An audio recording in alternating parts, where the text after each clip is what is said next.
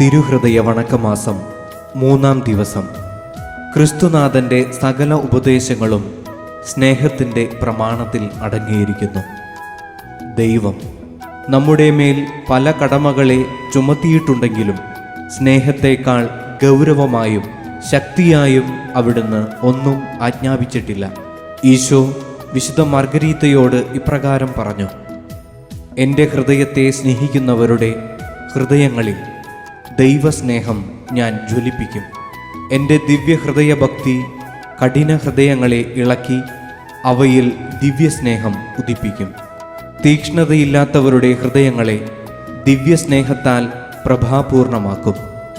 ആകയാൽ സഹോദരങ്ങളെ, തിരുസഭയുടെ പൂന്തോട്ടത്തിൽ നട്ടിരിക്കുന്ന തിരുഹൃദയഭക്തി എന്ന ഈ വിശുദ്ധ വൃക്ഷത്തിൽ നിന്നും എടുക്കേണ്ട ഫലം ദിവ്യസ്നേഹമാണ്. ഈ ദിവ്യസ്നേഹത്തിൽ നാം എത്രമാത്രം ആഴപ്പെടുന്നോ അത്രയ്ക്കു തന്നെ കഷ്ടാനുഭവങ്ങൾ സഹിക്കുന്നതിനുള്ള ശക്തിയും ധൈര്യവും നമ്മിൽ വർദ്ധിക്കുകയും ചെയ്യും. ഇതുവഴി നമ്മുടെ ഹൃദയം ഈശോയുടെ ദിവ്യഹൃദയത്തിന് അനുരൂപമാകുമെന്നും മാത്രമല്ല പരിശുദ്ധ ത്രിത്വത്തിൻ്റെ വസതി കൂടിയായിത്തീരും. അതുകൊണ്ട് ഈ ഭക്തിയിൽ അനുദിനം വർദ്ധിച്ചു വരുന്നതിനും മറ്റുള്ളവരും ഈ ഭക്തി അഭ്യസിക്കുന്നതിനും നമുക്ക് ശ്രമിക്കാം. ജപം. ഈശോയുടെ ഏറ്റവും പരിശുദ്ധ ദിവ്യഹൃദയമേ, അങ്ങയുടെ അനന്ത സ്നേഹത്തെപ്പറ്റി ധ്യാനിക്കുമ്പോൾ എൻ്റെ ഹൃദയം അങ്ങയുടെ നേരെയുള്ള സ്നേഹത്താൽ കത്തിജ്വലിക്കുന്നു. എൻ്റെ ജീവനും സർവസമ്പത്തുമായ ഈശോയെ, ഞാൻ മുഴുവനും അങ്ങേക്ക് ഉള്ളവനായി തീരുവാൻ ആഗ്രഹിക്കുന്നു.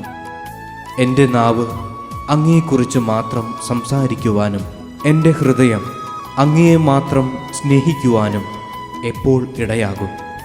നാഥ, എൻ്റെ ജീവിതം അങ്ങയുടെ സ്നേഹത്തെ പ്രതി ആകെയില്ലെങ്കിൽ എനിക്കെന്തു ഫലം?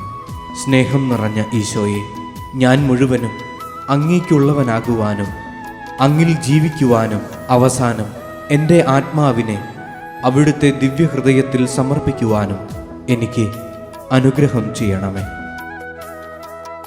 സുകൃത ജപം. ഈശോയുടെ തിരുഹൃദയമേ, എൻ്റെ മേൽ ദയയായിരിക്കണമേ. ഈശോയുടെ തിരുഹൃദയമേ, എൻ്റെ മേൽ ദയയായിരിക്കണമേ. ഈശോയുടെ തിരുഹൃദയമേ, എൻ്റെ മേൽ ദയയായിരിക്കണമേ. സൽക്രിയ. ഈശോയുടെ ദിവ്യഹൃദയ സ്തുതിക്കായി ഒരു കുർബാന കണ്ട് കാഴ്ചവെക്കുക.